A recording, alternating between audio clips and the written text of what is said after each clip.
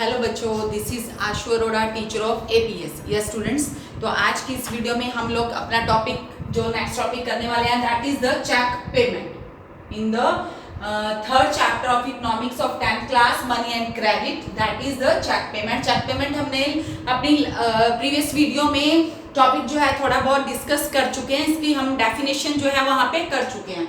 तो ये जो टॉपिक है छोटा सा टॉपिक है, अगर आपके पास चेक पेमेंट के ऊपर एक क्वेश्चन आता है तो आपको ज्यादा कुछ इसमें डरने वाली बात नहीं है। तो एक छोटा सा टॉपिक है, इसको समझने की जरूरत है, उसके बेस पे आप लोग इसको इजीली एक्सप्लेन कर सकते हो। यस, तो स्टूडेंट्स चेक पेमेंट क्या है, व्हाट इज द चेक, ये हम पिछली वीडियो में भी एक्सप्लेन कर चुके हैं। चेक क्या है? Cheque is a paper.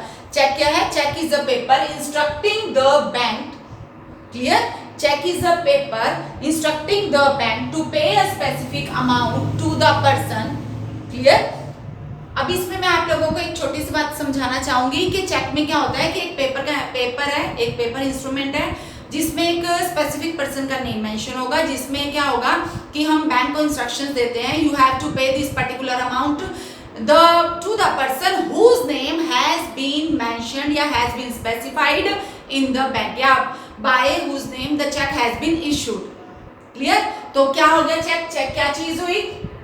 Check is a paper instructing the bank to pay the specific amount from the person's account to the person by whose name the check has been issued, जिसके name पे check issue हुआ है।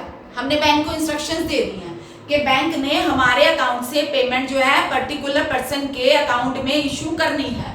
चेक क्या है? The payment without the use of cash can be settled through the cheque. और जो हमारा डिमांड डिपॉजिट है is also the modern form of money. Modern form of money में हम लोग कर चुके हैं, हमने अपनी करेंसी भी कर ली है, ठीक है। और इसके अलावा हमने बैंक से हम जो पेमेंट कर सकते हैं that is also the modern form of money. तो डिमांड डिपॉजिट जो है हमारा मॉडर्न फॉर्म ऑफ मनी है, क्लियर। तो आप लोगों की बुक में ये चेक पेमेंट्स का टॉपिक गिवन है, इसमें मैं आप लोगों को समझा रही हूँ। इसमें पे गिवन है। पे मींस यहाँ पे हम पर्टिकुलर पर्सन का नेम मेंशन करते हैं जिसको हमने पेमेंट करनी है, क्लियर। उसके बाद रुपीज में हमने अमाउंट जितनी देनी है हम वो मेंशन करते हैं। थर्ड वन इज द, यहाँ पे आपका अकाउंट नंबर गिवन है। अकाउंट नंबर आपका गिवन होगा because you are paying the amount, clear. आप अपना अकाउंट नंबर यहाँ पे लिखते हो। नीचे यहाँ पे 6 डिजिट में क्या गिवन होता है? चेक नंबर गिवन होता है। बैंक क्या करता है? बैंक क्या करेगा कि बैंक को हर एक पर्सन का नेम तो याद नहीं रहता, ठीक है। तो ये चेक नंबर जो होता है ना, बैंक ये चेक नंबर नोट करता है। साथ में गिवन होता है coding used by the bank. ये कोडिंग आपके किसी काम की नहीं होती है, ये कोडिंग बैंक के यूज की होती है। ये इंटरनेट मतलब जो कंप्यूटर ये कोडिंग उठाता है। Next is the state bank of India, ये ब्रांच होती है। आपने किस ब्रांच से अपना चेक जो है वो इशू किया है, जो बैंक ब्रांच कोड, नीचे इसके कुछ कोड्स गिवन होते हैं, जैसे यहाँ पे स्टेट बैंक ऑफ इंडिया ये ब्रांच नेम है और इसके नीचे कोड गिवन है, क्लियर। और एक और बात, यहाँ पे आपके चेक में गिवन नहीं है, अगर आपके चेक पे, यहाँ पे मैं आप लोगों को लाइंस लगा के दिखाती हूँ। सपोज ये आपका चेक है, ये आपका चेक है। चेक में अगर आप ऊपर यहाँ पे 2 लाइंस लगा के देते हो, आपने पेमेंट करनी है किसी को, सपोज कि यहाँ पे पेमेंट करनी है किसे? प्रेम कुमार। आपकी बुक में जो नेम गिवन है ना चेक के ऊपर नेम, आपने प्रेम कुमार को पेमेंट करनी है और आपने चेक के ऊपर ये 2 लाइंस लगा दी हैं, means this is the account payee check. अगर ये प्रेम कुमार जाके ये चेक बैंक में देगा और ये कहेगा कि मुझे ये अमाउंट चाहिए, तो बैंक प्रेम कुमार को कैश नहीं देगा because this is the account payee cheque. This amount will be transfer to the particular person's account, means Prem Kumar के अकाउंट में ही ये अमाउंट ट्रांसफर होगी, उसे कैश नहीं दिया जाएगा। अगर ये अकाउंट पे का मतलब एक अकाउंट से दूसरे अकाउंट में अमाउंट ट्रांसफर हो जाएगी, पे हो जाएगी, कैश पेमेंट नहीं होगा, clear. This is about the account payee cheque and also the cheque payment. Cheque payment हम कैसे करते हैं और जैसे अकाउंट पेई अगर चेक होता है तो हम कैसे पेमेंट करेंगे, तो this is about the cheque payment. Next is the loan activities of the banks. अब आप ये देखिए, आपने अपने बैंक में अपने अकाउंट में पैसा डिपॉजिट करवाया, बैंक उस पैसे का क्या करता है? आप लोगों ने कभी तो सोचा होगा कि इतना सारा पैसा बैंक के पास डेली डिपॉजिट हो जाता है, बैंक इतने सारे पैसे का क्या करता होगा। ठीक है, ये तो नहीं है ना कि बैंक कुछ स्पेकुलेशन में पैसे लगाता है या बैंक कुछ और जो है मतलब कुछ जो माल प्रैक्टिस होती है उसमें इन्वॉल्व है, ऐसा नहीं है। बैंक क्या करता है आप ये देखिए, what do the banks with the deposits, bank क्या करता है उस डिपॉजिट के साथ which they accept from the public, जो पब्लिक से एक्सेप्ट करता है। मैं आप लोगों को बता देती हूँ, बैंक क्या करता है, जितना पैसा आप बैंक में डिपॉजिट करवाते हो उसका कुछ परसेंट, लगभग 15% जो है वो अपने पास सेफ रखता है। वो किस लिए कि सपोज कि कोई पर्सन आ जाता है, पर्सन आते हैं जो बैंक से मतलब विड्रॉ करने के लिए, पैसा विड्रॉ करने के लिए आते हैं। ये ऐसा तो नहीं है ना, अगर आपने आज 5 लाख रुपए बैंक में डिपॉजिट कराए तो आप 1 महीने के बाद वो 5 लाख वापस लेने के लिए चले जाओगे, ऐसा कभी भी नहीं होता। क्लियर? तो आप क्या करने जाओगे, 1 लाख, 2 लाख, 1,50,000 या 2,50,000 ऐसा अमाउंट करके आप निकालते हो। तो बैंक को भी आइडिया लगा होता है उनके पास कि जो उनके डिपॉजिटर्स हैं कितनी अमाउंट निकलवा सकते हैं। क्लियर? तो बैंक क्या करता है कि अपने पास कुछ एक प्रोपोर्शन, टोटल डिपॉजिट का कुछ प्रोपोर्शन 15% बैंक अपने पास कैश रखता है, और बाकी जो लार्ज अमाउंट है वो क्या कर देता है, लैंड कर देता है, वो और लोगों को पैसा उधार देने में लगा देता है। क्योंकि किसके लिए, हमारी कंपनी की हमारी कंट्री की इकोनॉमिक डेवलपमेंट के लिए। देखिए, banks keep a small proportion of their deposits as cash with themselves. ठीक है, बैंक अपने पास कुछ प्रोपोर्शन रखता है, वो 15% होता है जो बैंक अपने पास रखता है, और ये किस लिए रखा जाता है, as a provision to pay the depositors who might come to withdraw money from the bank at any given day. उन लोगों को पैसा देने के लिए जो कभी भी किसी भी दिन आ सकते हैं। ठीक है, और bank use a major portion ने 15% तो अपने पास रख लिया, बाकी 85% का क्या करेगा, टू एक्सटेंड द लोन्स, आगे लोन एक्सटेंड करने के लिए वो मेजर पोर्शन को यूज करता है। This is huge demand of loans, there is huge demand of loans for various economic activities. Economic activities means हमारी कंट्री में, और चाहे वो इंडस्ट्रियल एक्टिविटीज में लगा लो या एग्रीकल्चर में लगा लो, तो लोन की डिमांड जो है वो बनी रहती है। तो bank use this proportion to meet the loan requirement of the people. Bank क्या करता है, लोगों की लोन डिमांड को पूरा करने के लिए इस मेजर पोर्शन को जो क्या करता है वो यूज करता है। Bank play a role to mediate. अब बैंक जो है एक डिपॉजिटर और एक बोरोवर के बीच में मीडियोकर का रोल प्ले करता है। मींस जो डिपॉजिटर, मैंने अपना पैसा बैंक में डिपॉजिट करवाया, ठीक है, अब बैंक ने क्या करा, बैंक को भी पता होता है कि जो उसके डिपॉजिटर होते हैं वो एट द सेम टाइम जो है सारे के सारे डिपॉजिटर जो है वो पैसा विड्रॉ करने के लिए नहीं आएंगे, कभी कोई तो कभी कोई आ जाता है। तो अब बैंक, अब डिपॉजिटर ने तो पैसा अपना डिपॉजिट करा दिया, बोरोवर क्या होते हैं, बैंक से पैसा उधार लेते हैं, तो बैंक उनमें एक मीडियोकर का रोल प्ले करता है। तो बैंक चार्ज, अब ये देखिए बैंक की इनकम का क्या सोर्स है, जो मैं पैसा अपने डिपॉजिट कराती हूँ ना, बैंक मुझे जितना रेट ऑफ इंटरेस्ट देता है, सपोज मुझे 1.5 या 2% रेट ऑफ इंटरेस्ट मिलता है, और बैंक जो पैसा उधार देता है, जो उनसे रेट ऑफ इंटरेस्ट चार्ज करता है, वो कितना करेगा, पैसा तो मेरा ही है ना, मुझे मेरे पैसे पे कम रेट ऑफ इंटरेस्ट मिलता है, लेकिन वही मेरा पैसा जो आगे बैंक लैंड करता है अदर इकोनॉमिक एक्टिविटीज के लिए, तो बैंक उनसे कम से कम 4 to 5% का इंटरेस्ट चार्ज करता है। तो अब ये अगर मुझे 1.5 या 2% भी इंटरेस्ट देता है और बाहर से इंटरेस्ट ले रहा है 5%, तो जो ये 3% है ये बैंक की क्या हो जाती है, इनकम हो जाती है। पैसा मेरा ही है, मुझे उस पैसे के लिए 2% मिल रहा है, और वही मेरा पैसा बाहर किसी को देके उनसे 3% ले रहा है, मतलब 5% ले रहा है, तो 3% तो बैंक की इनकम हो गई ना इसमें।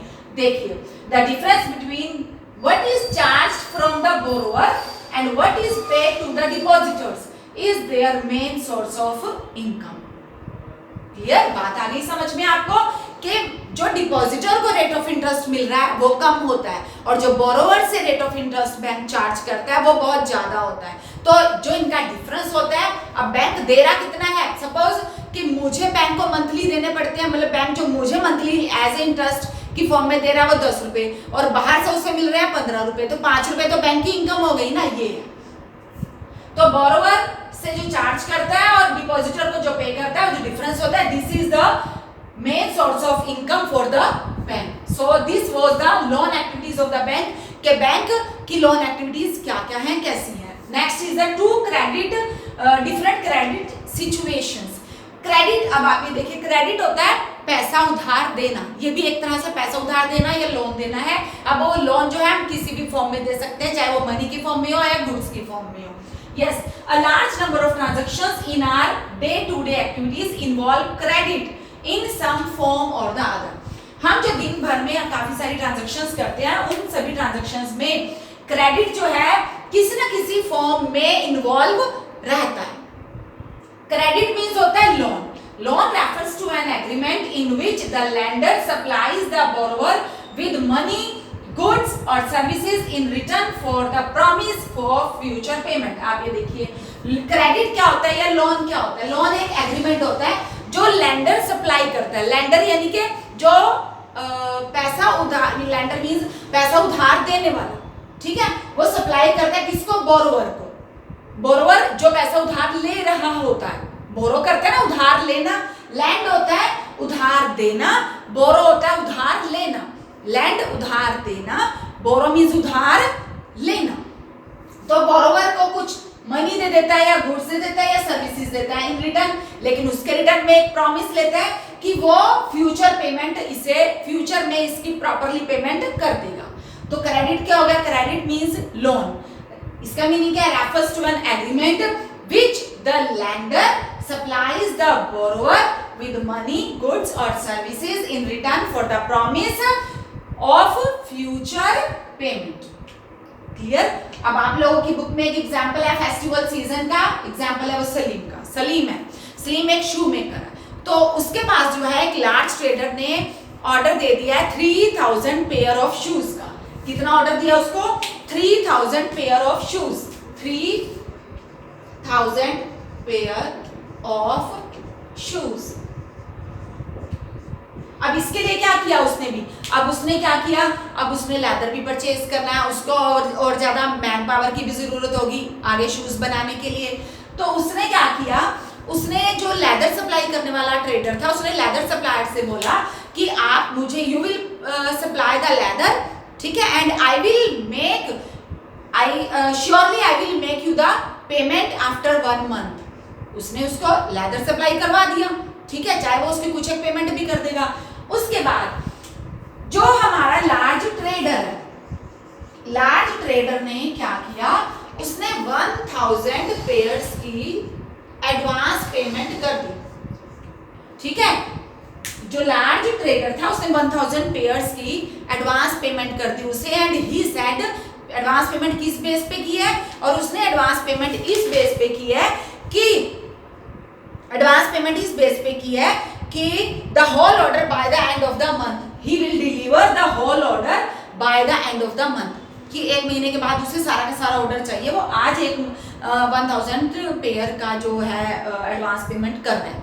अब आप ये देखिए, सलीम के पास लेदर सप्लायर ने भी उसे लेदर इजिली सप्लाई कर दिया, और 1000 पेयर का ये भी उसके पास एडवांस आ गया। अब ये एडवांस आने से उसे क्या बेनिफिट मिलेगा, उसे बेनिफिट क्या मिलेगा कि सलीम ऑब्टेन्स क्रेडिट, उसको क्रेडिट मिल गया किसके लिए, to meet its working capital requirement. Working capital requirement जो उसको रूटीन के लिए, खर्चे के लिए पैसा चाहिए था, चाहे वो उसने मैन पावर हायर की थी उसको भी पेमेंट करनी है, उसने और लेदर भी परचेज करना था जैसे, वो भी उसे मिल गया। तो ये जो है उसका सलीम ऑब्टेन क्रेडिट, उसे क्रेडिट मिल गया to meet its working capital requirement, किसके लिए, to meet its production need, अपनी प्रोडक्शन की नीड को पूरा करने के लिए। दूसरी बात क्या हुई, क्रेडिट, अब आप ये देखिए क्रेडिट क्या करता है, credit helps him to meet the ongoing expenses of production. अब क्रेडिट मिलने से उसके जितने भी प्रोडक्शन के एक्सपेंसेस है वो भी पूरे हो जाएंगे।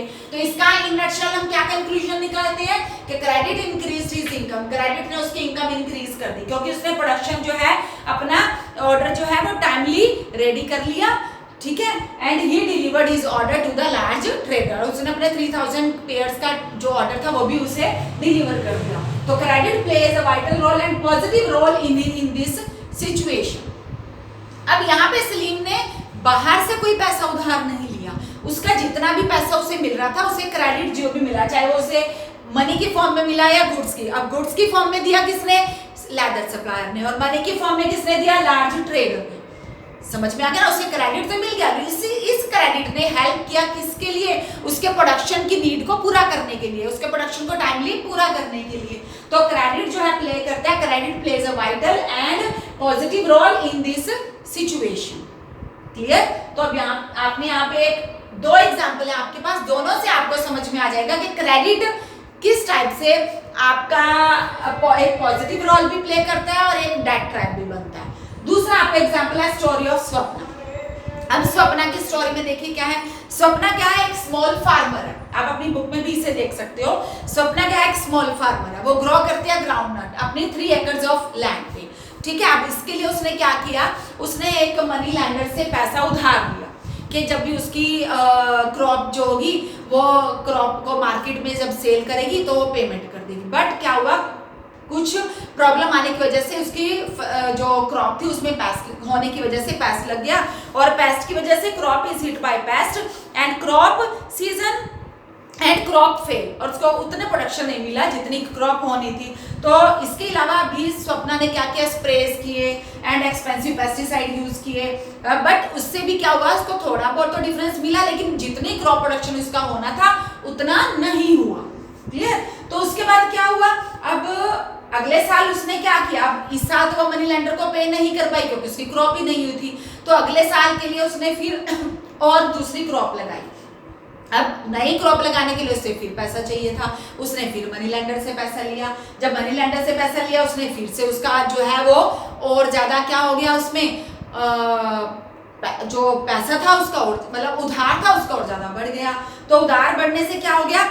she is caught in that trap, क्योंकि प्रोडक्शन अभी भी उतना नहीं हुआ। ठीक है।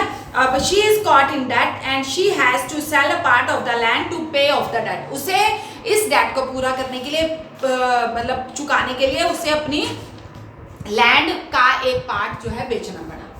तो इसे हम क्या बोलेंगे? Debt trap. तो credit pushed her in the debt trap. Debt trap क्या मतलब? उसने क्या पहले पैसा उधार ले लिया, पैसा उधार लेके उसने अपनी फसल लगाई, फसल में लेकिन कीड़ा लग गया, पेस्ट लग गया। तो पेस्ट से क्या हो गया? उसने दोबारा से पेस्टिसाइड्स परचेज किए, वो यूज किए, और भी ज्यादा उसने इसमें क्या करा था?